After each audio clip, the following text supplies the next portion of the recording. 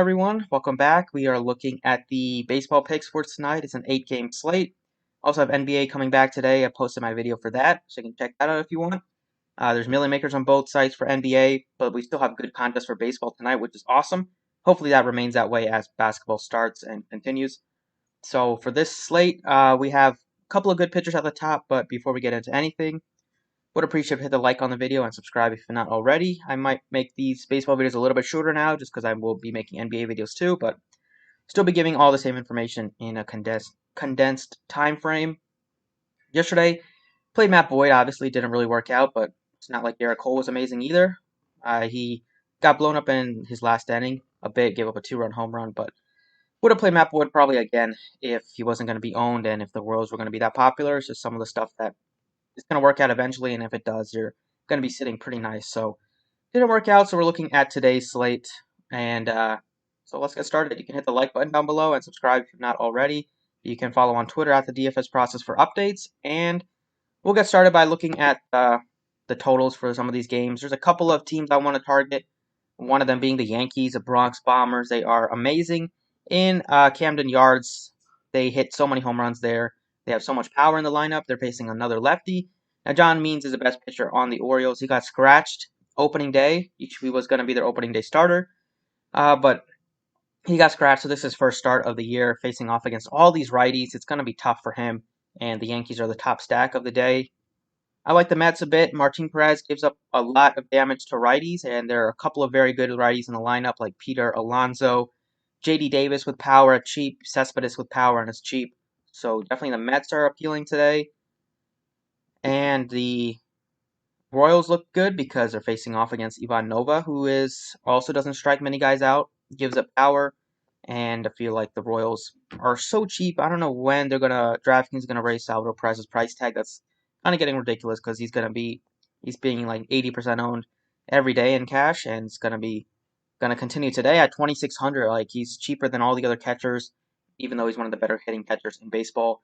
And then you have Franco and O'Hearn at min price. You have Mondesi at 3,300, who had a triple yesterday, maybe starting to turn his season around. I mean, it's only been like a handful of games, but he's been off to a slow start. And then you have Soler is just super cheap. So the Royals, once again, are going to be popular against a bad pitcher, and I actually like them quite a bit today. And then the Angels, I think you could look at some of them. I don't think they'll be super popular. They're probably not as. I mean, I like the Royals, and I like the Mets, and I like the Yankees more than the Angels today. And that's kind of it. I think you could look at the Dodgers if you want to be different, but I'm not really interested in stacking any of the other teams. So it's kind of like a 3-team stack for me, or like a 3 teams that I'm really interested in, maybe 4. And then pitching wise, you have J.A. Happ. No interest in him against Baltimore. I mean, Baltimore's not that good, but Happ isn't that good either. He's not good enough to warrant a 10-4 price tag and be the most expensive pitcher on a slate featuring Shane Bieber and Barrios and Lamet. Speaking of Lamet at 9,200, I like him a lot. He is going to be so good as a pitcher. He is just so good with the strikeouts. He had 8 and 5 innings against Arizona, just threw 80 pitches. He only gave up 2 fly balls, so that was a good sign to see there. And I think he's probably going to work into like maybe the 85, maybe get close to 90 pitches. They're not going to throw him out there for 100 pitches, I don't think, at least not right now. But it's a good matchup against the Giants. Their lineup is pretty different and they strike out a decent amount. There's a lot to look at plate IQ today if you want to look at how Dinelson Lamet matches up here. Like 27% K rate for Yastrzemski. Sandoval is above 22%. Dickerson, Pence above 22. Heineman about. I mean, it's only been 10 at bats, but he struck out 4 times in those 10 at bats. Crawford striking out more and more as his years go on. So there's a lot of strikeouts here. And McCarthy probably strikes out a lot, but hitting bottom of the order, I think he does. And Lamet is great at both sides of the plate, 30+% K rate to both sides, and he just should be able to blow them away. Hopefully, he can get up to like 85 pitches and be like a tremendous value. But he has like one of the highest strikeout rates on the slate. Shane Bieber probably the highest at 9,800, but the matchup is a little bit tougher for him. But I think he makes for a nice tournament play. And then for my SP2, it's Ross Stripling, I think at 8,400. That looks decent. Or Dylan Bundy. I think probably one of those two is who you want to look at as an SP2. I like Bundy right now just because he's facing off against Seattle, and Bundy is pretty good with the strikeouts. Now, Seattle has some lefties, and Bundy's been pretty bad against lefties compared to his numbers against righties. But they're not that good lefties, so I'm not too worried that Bundy will get like blown up here. He has a strikeout rate, and the price tag is decent. So I think Lamet Bundy combo leaves you with over 4,000 left, which is kind of what I like to see and like to be at. First base, I like Pete Alonso, 5,100. And then if not Pete Alonso, then Luke Voigt at 4,200. Those are like the two that really stick out. But I think I will have enough salary to get up to Pete Alonso at 5,100, facing off against Martin Perez and this terrible Red Sox pitching staff and the terrible Red Sox bullpen.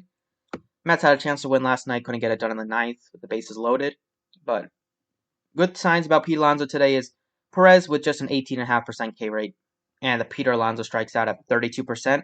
So should be able to put the ball in play, should have a better chance of putting the ball in play. And against righties, that strikeout rate is even lower. The power ISO is high at 178.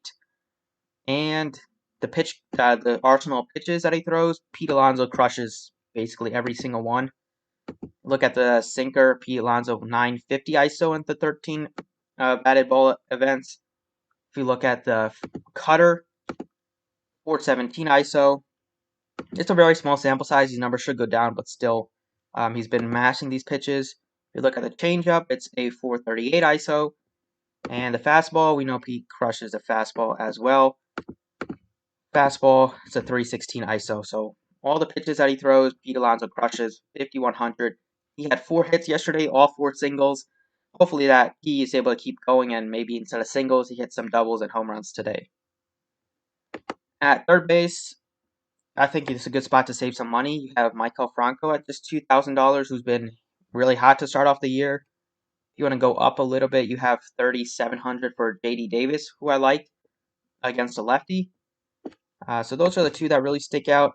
I will probably just save some money and go with Franco just so I can pay up for Pete Alonso, pay up for my outfield spots, and not sacrifice too much because Franco has a lot of power and he has been hitting the ball pretty well, and he also doesn't strike out a ton.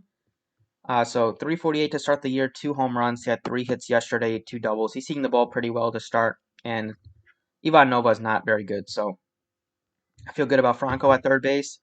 And now we get into some of the lefty mashers, which I will be targeting in the outfield. It's going to start with Giancarlo Stanton at 5,500. We all know the numbers that Giancarlo Stanton does. It is amazing. His numbers against lefties, one of the best lefty hitters in baseball at any position, especially at the outfield position. In 2019, he was injured, so we have to go back to 2018. Only had 14 at-bats against lefties last year. 2018 batted 316 with 13 bombs and 174 at-bats. 329 ISO. Career-wise, 296 hitter against lefties with a career 337 ISO, 633 slugging. Everything looks really, really good. If you look at John Means and some of the plate IQ stuff, you will see that it looks pretty good for Stanton. Means throws his fastball a lot, and his fastball is not super fast at just 91.72.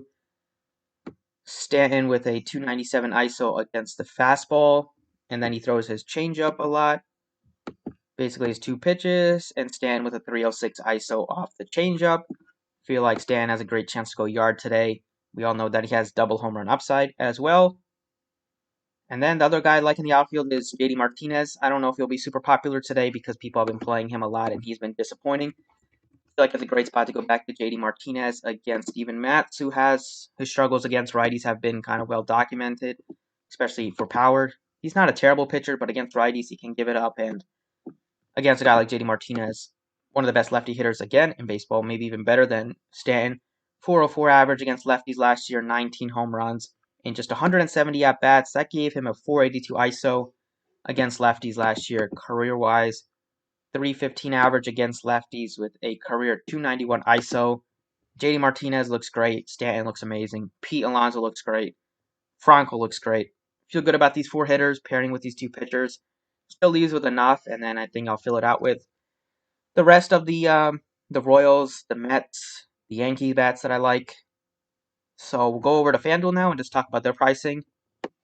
Okay, touching on the Fanduel pricing, you have Shane Bieber, most expensive guy, in 10.7. Then it drops off pretty nicely to Nelson Lamet at 92. I like Lamet. I like Stripling a bit. And then I like Dylan Bundy, some of the three guys that I'm targeting. I'm not going super cheap at pitcher. I don't think you need to. Fanduel has Tyler Alexander pitching for the Padres, but I think it's DraftKings had Gausman, and I think Fantasy Labs has Gausman, so I think it's Gausman. If it is Tyler Alexander, then the Padres righties look very, very good. But I will go ahead and put in Nilson Lamet at pitcher. It gives you a ton of strikeout upside. You can go 6 innings maybe today if you can just work quickly. I feel like he's in good line to get the quality start and the win. And then stacking wise, it's the same teams I mentioned that I like a lot over on DraftKings. At first base, Pete Alonso is expensive, but I will definitely have some savings. There's a lot of cheap plays. The Mets are super cheap on FanDuel. The Yankees are cheap once again on FanDuel. So I don't know if Pete Alonso will get a ton of love at 3,900. I think you could look at like Luke Voigt at 28 if you need some savings. They look good, and Nunez could be like a tournament play. He has crushed J.A. Happ, and if you're into BBP, and he's a great lefty hitter too. But I feel good about Alonso at 3,900. At second base, LeMahieu at 3,300 looks really good. He has also been very good against lefties in his career, and last year as well was also a really good lefty hitter.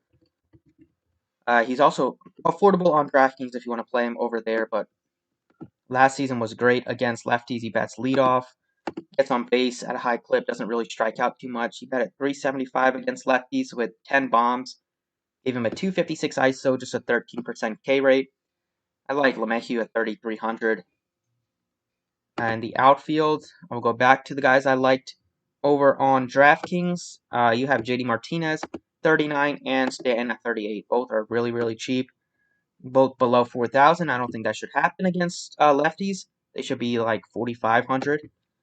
Both are in good spots. If you want to look at JD Martinez's numbers or BVP, the plate IQ against Steven Matz and his Arsenal pitches, it does look pretty good. So, see, pull up his stuff.